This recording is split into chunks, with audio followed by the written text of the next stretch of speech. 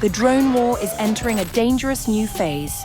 Ukraine's precision strikes have exposed Russia's logistical lifeline, but Moscow is striking back with powerful jammers, hidden supply convoys, and a high-tech battle to blind the drones that have transformed this war.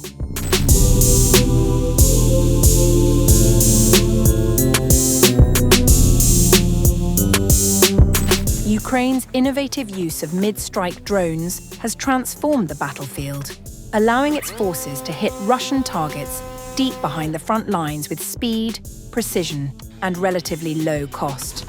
But as Kyiv's campaign gathers momentum, Russia is rapidly adapting, introducing new tactics aimed at disrupting these increasingly effective attacks. According to Ukrainian drone commanders and pilots who spoke to Reuters during a visit to the 422nd Unmanned Systems Regiment in the southern Zaporizhzhia region, Russian forces are now disguising military supplies in civilian vehicles and deploying sophisticated electronic warfare systems to interfere with drone operations.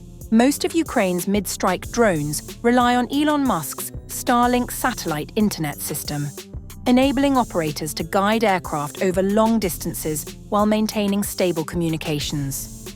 For much of the war, Starlink was regarded as highly resistant to electronic interference. As of today, our regiment has struck and destroyed 100 vehicles, and I'm confident that by the end of the month, there will be more trucks and vehicles supplying the front lines. This is a blow to their logistics. That's 100 trucks. When a single unit takes that many out, it hurts anyone. That's a massive number of vehicles that didn't make it to the front with their military cargo and failed to carry out their combat mission. However, Ukrainian officials now say Russia has begun deploying a powerful jamming system known as the Volna Kupol Garant, capable of disrupting Starlink connections across an area of roughly 20 square kilometers. Serhiy Beskresnov, an advisor to Ukraine's defense ministry, said around 10 of these systems have already been detected. But he added that the installations have also become priority targets for Ukrainian drone units. The 422nd Regiment said it had participated in operations against 2 of the jamming systems. According to the unit, one installation was destroyed only hours after it had been located during a joint operation with Ukraine's SBU security service. A video of the strike showed a massive explosion after a Ukrainian drone hit a site containing 6 trailer-sized units. One drone commander, using the call sign Dirihent, said that once the installation was destroyed, Starlink-equipped drones were once again able to operate without difficulty. The commanders also described how Russian forces are increasingly concealing military logistics. Fuel has reportedly been transported in vehicles disguised as water tankers and even milk trucks. Small convoys protected by machine gun-equipped pickup trucks are now using secondary roads to avoid surveillance. We've been hitting Russian logistics for over a month now. During this time, they've, first of all, started protecting their critical cargo with mobile fire support teams, because, after all, when wing-type drone dives to hit the target, it's visible and can be shot down with a machine gun or other weapons. Now they're also trying to cover the routes with interceptor drones. We struck the Starlink countermeasure system, the system that directly jams satellites. We recently struck it. I don't remember the exact date, but that's what happened. In other words, they're trying to do everything they can to make our work more difficult because we're hurting them. Ukraine's military intelligence also told Reuters that Russian forces are relying on civilian cars, quad bikes and motorcycles to move fuel, ammunition and supplies, while hiding stockpiles inside abandoned buildings, agricultural structures, and even civilian petrol stations. Military analysts say Ukraine's mid-strike drone campaign has become one of the most significant battlefield developments of the year.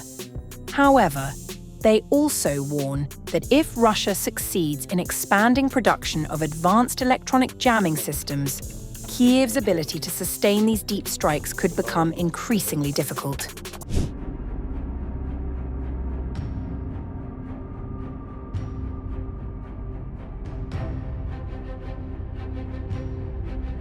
Russia's war in Ukraine has been jolted by an unexpected disruption far above the battlefield.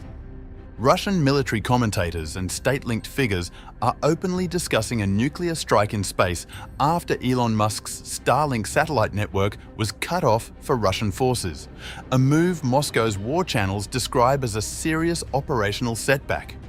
The loss has affected frontline communications, drone coordination, and command links between units, according to Russian and Ukrainian sources. Starlink, operated by Musk's SpaceX, had been widely used by Russian troops despite Western sanctions. Ukrainian officials say the access was blocked after a request from Ukraine's defense leadership, while Starlink continues to operate for Ukrainian forces under a controlled registration system. The sudden cutoff has exposed Russia's reliance on the satellite network and the failure of Moscow to field a comparable alternative. Russian military bloggers acknowledged the impact in unusually blunt terms, with one influential channel describing the situation as extremely unpleasant, and another calling it a catastrophe. Ukrainian sources said some Russian assaults have slowed or halted entirely as units struggle to maintain real-time communication and targeting. The reaction has spilled into Russia's state media ecosystem. Vladimir Solovyov, a prominent Kremlin-aligned television host, publicly suggested that SpaceX satellites should be treated as legitimate military targets. He argued that detonating a nuclear device in space could disable the network, a proposal that would also damage Russia's own satellite infrastructure and violate long-standing international norms. The space rhetoric comes as Moscow faces mounting pressure on several fronts. Russia recently launched a new reconnaissance satellite from the Plesetsk military cosmodrome, underscoring the growing importance of space-based assets as the conflict evolves. At the same time, Western governments have pledged to maintain military support for Ukraine and tighten sanctions on Russia's energy exports. Inside Russia, economic strains are deepening. Oil revenues have fallen sharply, inflation is accelerating, and tax increases have failed to stabilize state finances. Western efforts to seize or restrict Russia's so-called shadow fleet of oil tankers are adding to the pressure. Russian business figures have warned that the country could face a more acute financial crisis within months. Against that backdrop, the Starlink cutoff has become more than a technical issue. It has highlighted vulnerabilities in Russia's war effort and triggered an unusually public debate over escalation, including in domains that have largely remained off-limits since the Cold War.